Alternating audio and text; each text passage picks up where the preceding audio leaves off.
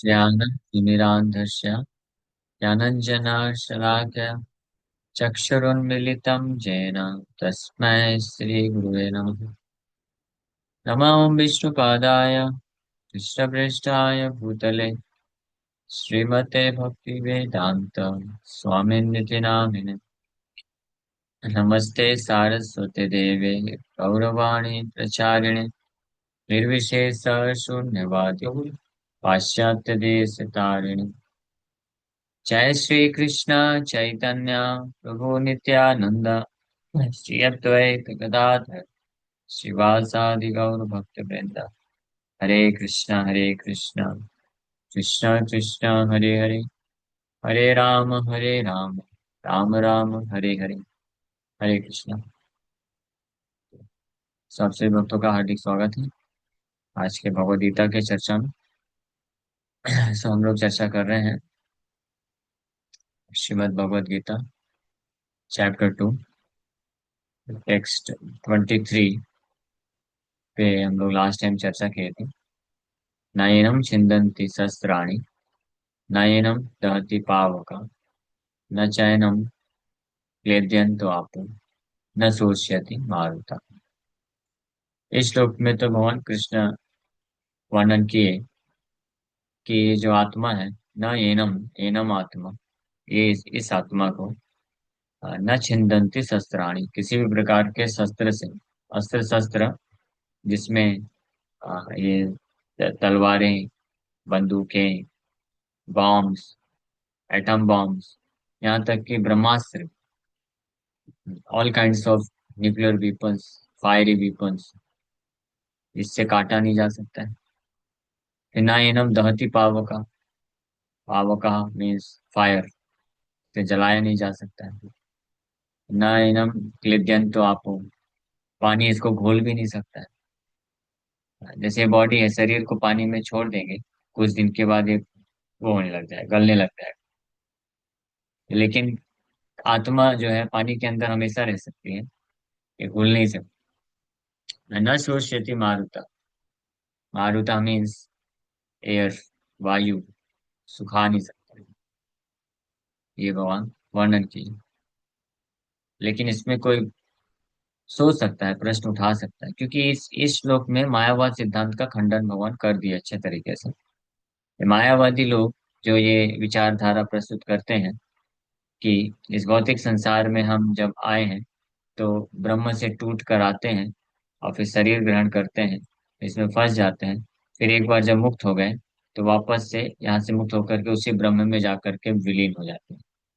तो ये जो गलत सिद्धांत है, इसका खंडन भगवान इस श्लोक में कर रहे हैं कि जो ब्रह्म वस्तु है यानी आत्मा है, उसको काटा नहीं जा सकता है। तो इसलिए हम जो है कभी भी कट के नहीं आए।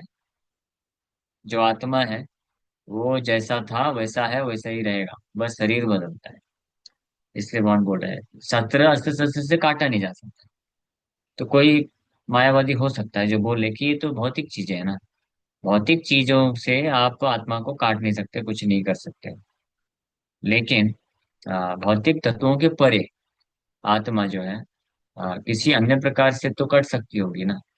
और अन्य प्रकार, अन्य कोई विधि के द्वारा तो जाके विलीन हो सकती होगी ना। तो इसका भी खंडन करने के लिए भगवान अब आज के श्लोक में बता रहे हैं कि नहीं भाई, ऐसा भी नहीं।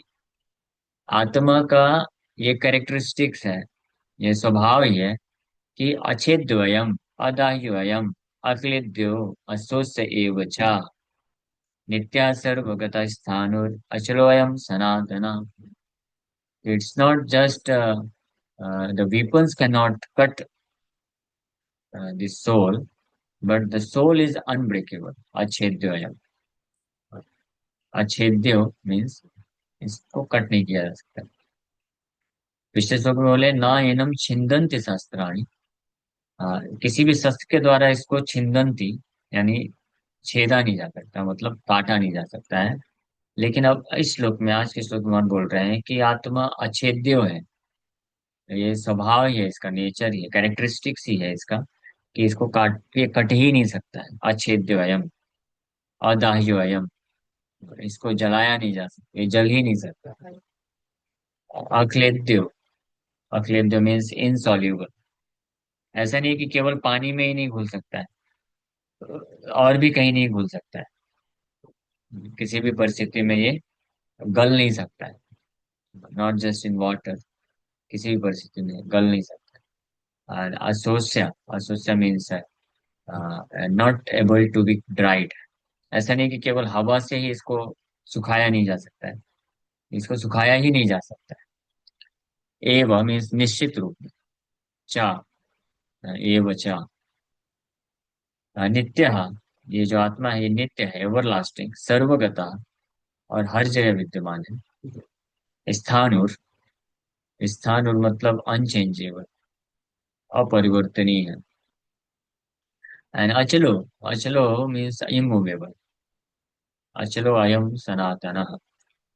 अचलो का अर्थ होता है कि भौतिक रूप से कैसी भी अलग अलग परिस्थिति को प्राप्त करता है जीवात्मा, आइदर प्रमोशन और डिमोशन।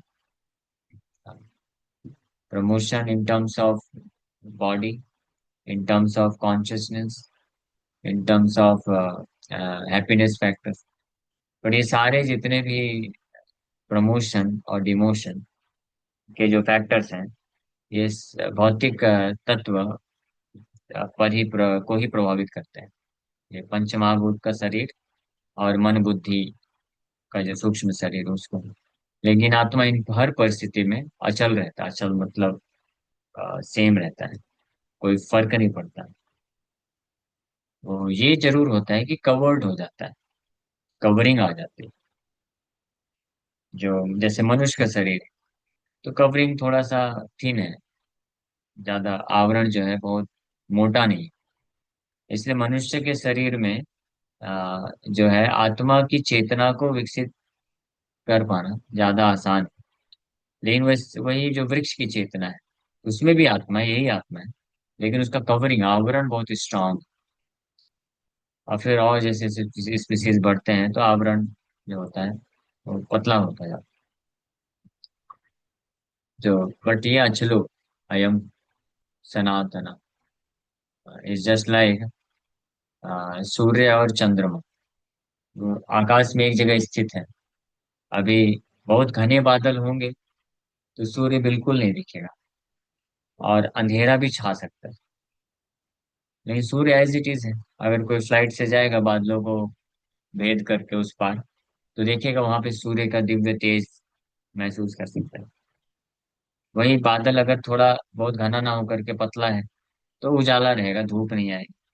और थोड़ा पतला है तो थोड़ा थोड़ा धूप जो है छन के आएगी। लेकिन अगर पूरा बादल नहीं, साफ है, तो बिल्कुल तेज सनशाइन आएगा। लेकिन इन सभी कंडीशन में हालांकि सूर्य, ऐसा प्रतीत होता है कि सूर्य कम ज्यादा है, परिवर्तित होता प्रतीत होता है, लेकिन वो अचल होता है। क्वेश्चन लेता हूँ बाद में, अभी क्लास लास्ट में 5 मिनट।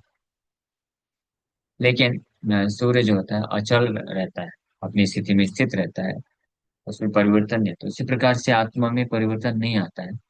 तो ये हमको कॉन्फिडेंस देना चाहिए कि कैसी भी परिस्थिति होती है अगर जीवन में, तो वो सब बाहरी आवरण है, और वो बाहरी आवरण को फिल्टर किया जा सकता है, हटाया जा सकता है। फिर इट डजेंट मैटर कि कैसा आवरण था। जस्ट लाइक किसी क्षेत्र में बहुत घने बादल हैं तो सूर्य अपना ऑलमोस्ट पोटेंशियल लूज करता हुआ प्रतीत होता है, लेकिन लूज नहीं किया है। जैसे ही अब बादल हट गया तो इमीडिएटली सूर्य का वही जो ओरिजिनल पोटेंशियल है वो मैनिफेस्ट होता हुआ दिखता है। तो इसी प्रकार से आत्मा जब बहुत सारी दूषित भौतिक चेतना से आवृत रहता है, आवरण रहता है, ये कवरिंग ऑफ मटेरियल कॉन्शियसनेस जो रहती है, वो आत्मा को बिविल्डर कर देती है संसार में, और अलग अलग प्रकार की परिस्थिति से जूझता हुआ वो प्रतीत होता है। बट एक्चुअली में ऐसा है नहीं। इसका प्रमाण क्या है? क्योंकि जैसे ही वो कोई उचित योग्य वैष्णव का संगति में आता है, और वो समझ को विकसित कर लेता है, अपनी ओरिजिनल जो चेतना है, ओरिजिनल कॉन्शियसनेस को प्राप्त कर लेता है, विच इज कृष्णा कॉन्शियसनेस, उसको प्राप्त करता है, सो इमीडिएटली वो अपने वास्तविक स्वरूप में पुनः स्थित हो जाता है। तो इससे फर्क नहीं पड़ता। इट्स जस्ट लाइक आपने कोई कपड़े पहने, तो वो कपड़े आप गए बाहर, कोई बहुत ऐसा काम किए तो पूरा गंदा हो गया, फट गया, लेकिन वो जस्ट एक्सटर्नल ड्रेस है। जैसे ही आप वापस घर आए, कपड़े चेंज कर दिए, नहा लिए, अच्छे कपड़े पहन लिए, सो आप ऐसा लगता है कि आप चेंज हो गए। बट एक्चुअली आप तो हमेशा आप ही थे, लेकिन ऊपर का कवरिंग जो है अलग अलग था। तो ये है अचलो अयम सनातन, नित्य सनातन। ये नित्य और सनातन शब्द भगवान इस्तेमाल कर रहे हैं। नित्य मतलब एवर लास्टिंग, एंड सनातन मतलब इटरनली द सेम। ये रिडंडेंट नहीं है। भगवान कोई ऐसी चीज नहीं बोल सकते हैं कि जो है व्यर्थ है, ये कोई शब्द वापस से बोलती। तो नित्य और सनातन, ऐसा प्रतीत होता है कि दोनों सेम ही है। तो मोरल सेम बोल सकते हैं, बट एक्चुअली डिफरेंस है थोड़ा सा। नित्य मतलब प्रभा जी से लिख रहे हैं एवर लास्टिंग, मतलब हमेशा रहता है। और सनातन मतलब eternally the same, Prabha ji लिख रहे हैं कि जैसा है वैसा ही रहता है हमेशा। एक तो है कि हमेशा रहता है, या मायावादी लोग भी इसको एक्सेप्ट करते हैं। वो तो मायावादी भी बोलते हैं ब्रह्म सनातन है। लेकिन वो लोग ब्रह्म को जो है टूटा हुआ, कटा हुआ, फिर वापस से विलीन हुआ मानते हैं। भगवान बोले नो, सनातन। सनातन मतलब इटरनली द सेम, जैसा था है वैसा ही रहेगा, as it is, no change. अचलो वयम, इमूवेबल, स्थाणु, अनचेंजेबल, नित्य, सर्वगता। सर्वगता शब्द भी, ये भी हाईली मिसअंडरस्टूड है बाय मायावादी फिलोसफर। सर्वगता मतलब ऑल परवेडिंग। वो सोचते हैं कि जो ब्रह्म है ऑल परवेडिंग है, आत्मा हर जगह। तो एक इंडिविजुअल आत्मा हर जगह नहीं। One should understand it very nicely, clearly, कि एक इंडिविजुअल आत्मा हर जगह नहीं है, व्याप्त है। जो सुपर सोल है, he is ever pervading, all pervading, वो सर्वगता है। पर जीवात्मा, एक जीवात्मा सर्वगता नहीं है। सर्वगता जब बोला जा रहा है तो मतलब हर जगह आत्मा है, ये कहने का। इट्स जस्ट लाइक, अगर बोला जाए कि इस क्षेत्र में, हर जगह, इस राज्य में, जैसे किसी राज्य में, इस राज्य में डॉक्टर हर जगह है। तो इसका मतलब ये नहीं कि एक डॉक्टर हर जगह है। हाँ, कोई अगर पढ़े कहीं पे कि in this area doctor R everywhere, जहाँ जाएंगे वहां पे आपको डॉक्टर मिल जाएगा, मतलब कोई एक डॉक्टर हर जगह है ऐसा नहीं। बहुत सारे डॉक्टर्स। तो ये कंफ्यूजन होना ही नहीं चाहिए। कुछ लोग बोलते हैं भगवान ने फिर ऐसे एम्बिग्यूअस टर्म में क्यों बोला, ऐसे क्लियर कट क्यों नहीं बता दिया, ये सर्वगतः बोल करके कंफ्यूजन क्यों डाल दिया। हाँ, कि ये एक आत्मा के लिए बोल रहे हैं या सारी आत्माओं के लिए बोल रहे हैं। तो भगवान ने कोई एम्बिग्यूटी नहीं रखी, बहुत क्लियर बोला है। ये कैसे पता चलता है? ये ऑलरेडी पिछले कई श्लोकों से ये हमको ज्ञान मिल रहा है। कॉन्शियसनेस, चाहे चेतना के बारे में चर्चा करते हुए हम समझ रहे हैं कि जो इंडिविजुअल कॉन्शियसनेस है, जो व्यक्तिगत चेतना है, वो लिमिटेड है। तो इसलिए जब सर्वगतः, ऑल परवेडिंग, ऑल परवेजिवनेस की बात की जा रही है, तो वो एक इंडिविजुअल कॉन्शियसनेस की बात नहीं की जा रही, एक व्यक्तिगत चेतना की बात नहीं कर रहा है वो। कई ऐसे व्यक्तिगत चेतनाएं हर जगह हैं, इस बात की बात है। और ये हम लोग खुद भी समझ सकते हैं कि अगर सर्वगता है, मतलब हम ऑल परवेडिंग, हम हर जगह हैं। तो क्या मैं अभी जैसे मैं मुंबई में हूँ, तो दिल्ली में क्या चल रहा है, दिल्ली में अलग अलग व्यक्ति लोग जो है, वो क्या है, वो मैं फील कर सकता हूँ क्या, समझ सकता हूँ मैं? नहीं जान सकता। मैं तो बस अपने शरीर में क्या हो रहा है वही जान सकता हूँ, वो भी पूरी तरीके से कहाँ पता चलता। खा के आए अभी, जैसे कैसे डाइजेशन हुए भी नहीं पता। तो अपने खुद के एक शरीर के भीतर भी हम लोग सर्वगता नहीं, पूरी तरीके से। ओनली सुपर सोल विज सर्वगता, वो हर जगह है, उनका कॉन्शियसनेस। तो फिर कैसे भला कोई भी थोड़ा भी बुद्धि रखने वाला व्यक्ति इस सर्वगता शब्द का इस इतने गलत रूप में मिसअंडरस्टैंड कैसे कर सकता है? एक बार थोड़ा सा भी तो सोचना चाहिए ना। अगर कोई बोलता है सर्वगता, गीता में लिखा है सर्वगता, हम सर्वव्यापी हैं। तो आप सर्वव्यापी हैं क्या? आप अभी भारत में हैं तो क्या आप अमेरिका में हैं? चंद्रलोक सूर्यलोक में हैं क्या? नहीं ना। तो फिर सर्वगता कैसे हुआ?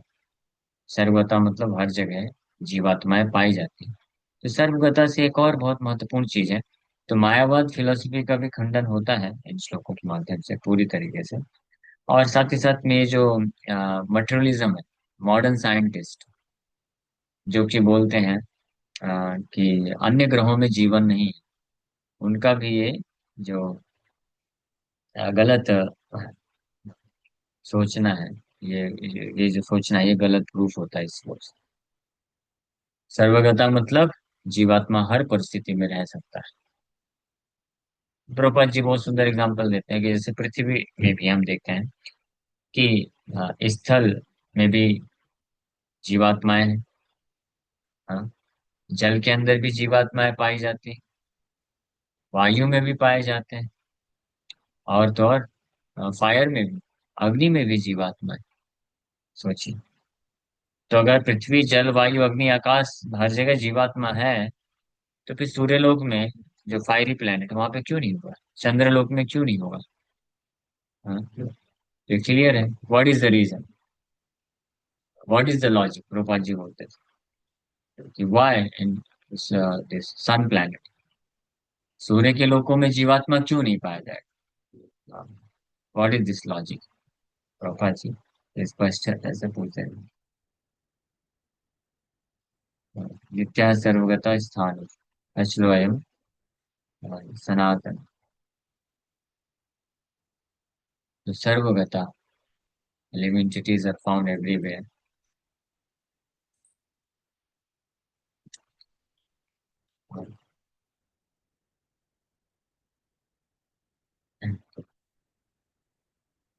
तो इसका तात्पर्य है, लेकिन अभी समय हो गया तो यहीं पे विराम करेंगे। कल मैं इसका तात्पर्य पढ़ के और चर्चा करेंगे। Hare Krishna. Thank you very much. किसी वक्त का कोई प्रश्न है तो पूछ सकते हैं।